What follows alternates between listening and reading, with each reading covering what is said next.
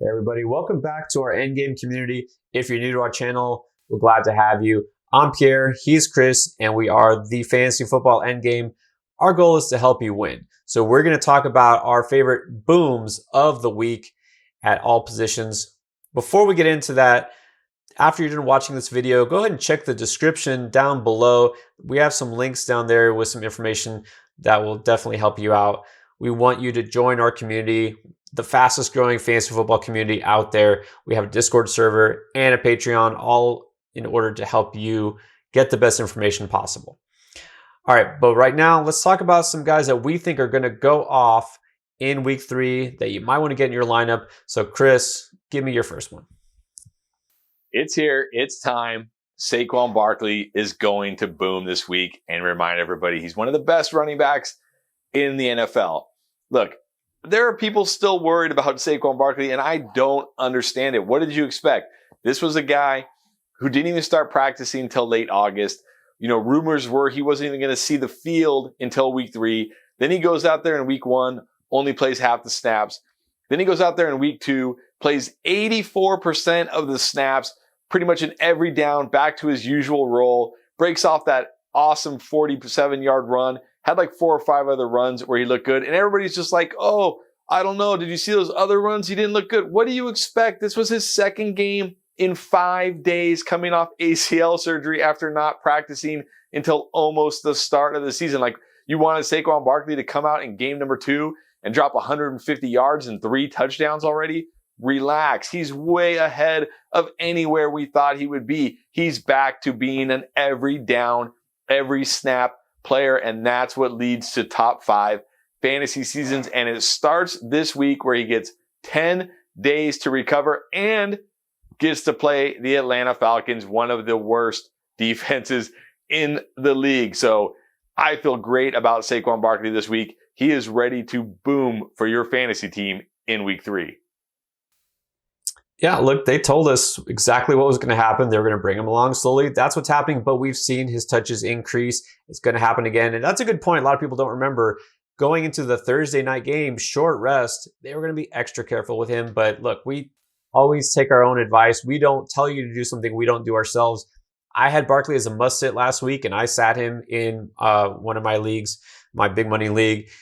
I got him back in my lineup in week 3, and you guys definitely should do the same. Now, in that same game, talking about the Falcons and the Giants, look, there's somebody that I barely drafted this offseason, and just the price was too high, and that's Kyle Pitts. He's a rookie. He's 20 years old, right? He's a tight end. The chances of him being, a top 3 tight end, even top 5, okay, very low, because it just doesn't happen, right? Tight ends take longer to really get acclimated to the league. So I know he's an athletic freak and all that, but so far we've seen exactly what I thought would happen in the first couple of weeks. He's just not going to be that guy who's going to carry you week in and week out. But we did see signs in week 2. He came alive a little bit, 5 catches, 73 yards, not too bad. And they have had some tough defensive matchups the first 2 weeks.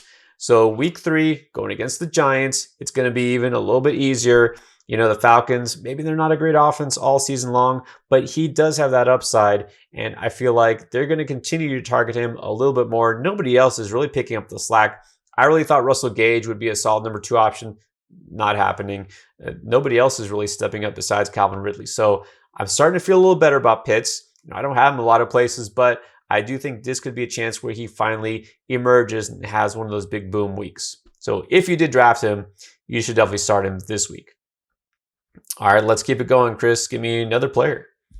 I'm going to give you a quarterback now. And if you watched our must-start wide receiver videos, which if you haven't, you should go watch when you're done watching this one, it's Teddy Bridgewater going up against the New York Jets. And I dropped a stat that I was very surprised when I heard, and that's that Teddy Bridgewater leads the entire league in pass attempts over 20 yards. That's what gives you massive upside. Other than rushing ability, that's where you get the massive upside from quarterbacks, right? Those deep passes where you pick up 40, 50 yards and a touchdown. And he's got an alpha receiver in Cortland Sutton. I've talked him up all offseason. I think we saw last week. He is an alpha. And he's going against the New York Jets, who have one of the worst secondaries in the entire NFL. They're not even healthy. Their secondary is so bad, and they're not even healthy. no reason to fade Teddy Bridgewater at all this week. He's in a great offense, in a great system. He's got a great defense to keep, the opponent off the field and allow that Denver offense to run tons of plays. Love Teddy Bridgewater this week. If you're looking for a quarterback who can boom in your lineup, check out Teddy Bridgewater. Yeah, it's just, it's not cool to start Teddy Bridgewater in fantasy, but it is helpful, right? He actually puts up points. So even in single quarterback leagues, I think you can throw him out there. A lot of people like to stream at that position. Why not? This is the chance to do it. Teddy Bridgewater, definitely a solid start. I'm going to go with a quarterback that's also never somebody that, just people love to have in their starting lineup, but he gets it done. That's Kirk Cousins, and he's definitely getting it done. I think the emergence of a third receiver in KJ Osborne has definitely helped, and so far, off to a pretty good start. He has 5 touchdowns, no interceptions over the first 2 games. Some high-scoring games there, especially in Arizona last week. Well, I think it's going to be a high-scoring game again against Seattle. We know that offense is looking good with Russell Wilson. I think they're going to have to keep pace. And, Dalvin Cook is a little bit banged up. If he plays, that actually still helps the offense. It's not going to hurt Cousins. It just makes their offense more dynamic. If he doesn't, then that means he's going to have to pass it more. And I do feel like Cousins is going to have a lot of volume this week. So I like him as a streaming option for sure. Again, he doesn't have that rushing upside. I get it. But still, when you're going to pass efficiently and pass at high volume, that's what you're looking for to get fantasy points. All right, let's keep it going. Give me another boom play. I'm going to give you a wide receiver now. And if you watched our must-start wide receivers in week 1, I said Antonio Brown is a must-start. And then in week 2, I said, don't play Antonio Brown. It's going to be a Mike Evans week. Well, here we are in week 3. And guess what? It's going to be an Antonio Brown week again.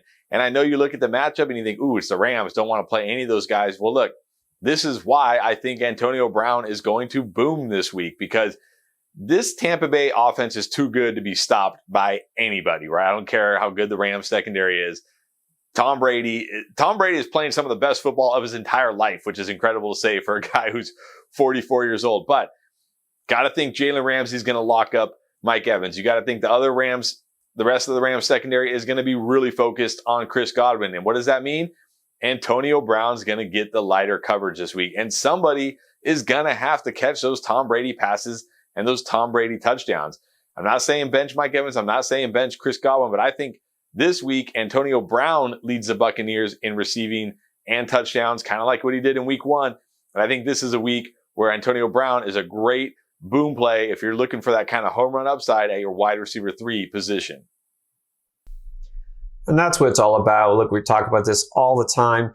You need those high upside plays, those guys who could have that big week, because that's what wins in fantasy is having those huge games, right? It's not about, how many guys you can have that are really safe that's going to keep that floor. No, you want that boom week. So I'm going to go with a guy that, it's rare that I use a homer pick, with my Dolphins. If anything, it's the opposite. I'm kind of a cynical Dolphin fan at this point. But I like Jaylen Waddle's upside this week. He's looked good. He's looked healthy, thankfully, the first couple of weeks. Will Fuller, all that drama. And it looks like he's actually going to play in week 3, reportedly. I think that helps Waddle because they finally have somebody else to draw attention away from the slot, stretch the field. And I think that Waddle also has the best individual matchup when we talk about those Raiders cornerbacks. They have some decent corners on the outside now, but Waddle has the best individual matchup going against Hilton most likely. So I think that he is a guy who's going to draw a lot of targets from, either Tua or Jacoby Brissett. Look, Brissett's a decent backup, all right? He is a pro quarterback. He can get the job done. He doesn't turn the ball over. I think that Waddle is going to get a ton of targets in this game. They're going to have to keep pace with the Raiders, who all of a sudden have this prolific passing offense. So look for Waddle to kind of take another step forward. I'm not starting Fuller. There's just too much risk there. I'm thinking about starting Waddle, though, because I feel like the upside is there this week. All right, and then one more upside play that you like for week 3.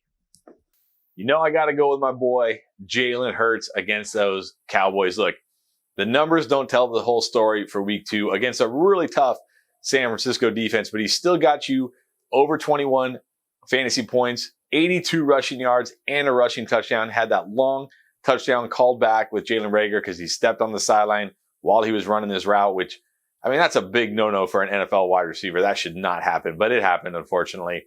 Now he gets a Dallas defense that's just really not very good. Let's be real. They're not very good. I know I talked about it again on the wide receiver must start video when I talked about Devonta Smith. I talked about that Chargers game kind of didn't live up to expectations against Cowboys, but I think that was an outlier.